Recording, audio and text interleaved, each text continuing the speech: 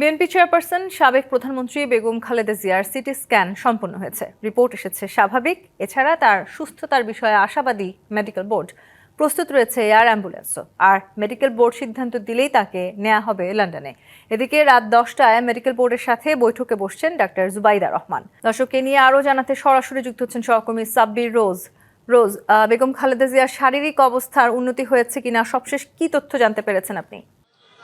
ধন্যবাদ তন্নি। আপনি যেমনটি বলছিলেন, বেগম জিয়ার স্বাস্থ্যের অবস্থা বিষয়ক আমরা আজকের যে তথ্য রয়েছে আমাদের কাছে, আমরা আনুষ্ঠানিকভাবে কোনো কিছু জানতে পারিনি। তবে দলীয় সূত্র থেকে আমরা যতটুকু জানতে পেরেছি তার অবস্থা অপরিবর্তিত রয়েছে এবং তার পরীক্ষা নিরীক্ষা চলমান রয়েছে, তার চিকিৎসা চলমান রয়েছে এবং এই তত্ত্বাবধানে রয়েছেন তার পুত্রবধূ বিএনপির ভারপ্রাপ্ত চেয়ারম্যান তারেক রহমানের স্ত্রী ডাক্তার জুবাইদা রহমান। আপনি জানেন, আমরা দেখেছি তিনি বিকাল 4টার দিকে এভার কেয়ারে এসেছেন। নতুন এবং ফিরে আসা গ্রাহকদের জন্য নগদে চলছে ক্যাশব্যাক সহ প্রতিদিন হাজারো উপহার জেতার সুযোগ। হবে আশা আর ফেরা, সারপ্রাইজ সেরা।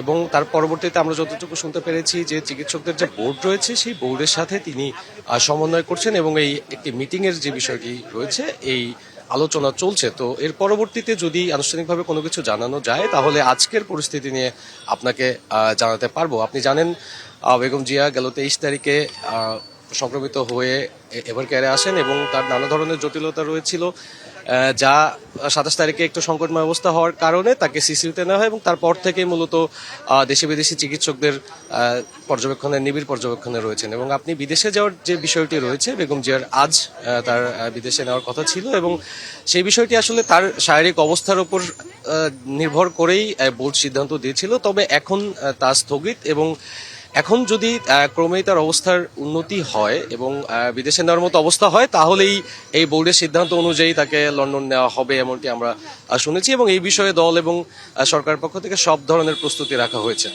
তো আপাতত এখন আমরা বলতেই পারি বেগম জিয়ার অবস্থা অপরিবর্তিত রয়েছে এবং পরবর্তীতে যদি আনুষ্ঠানিকভাবে আমরা জানতে পারি তাহলে আপনাকে জানাতে পারবো। তন্নি, রোজ, আপনাকে ধন্যবাদ।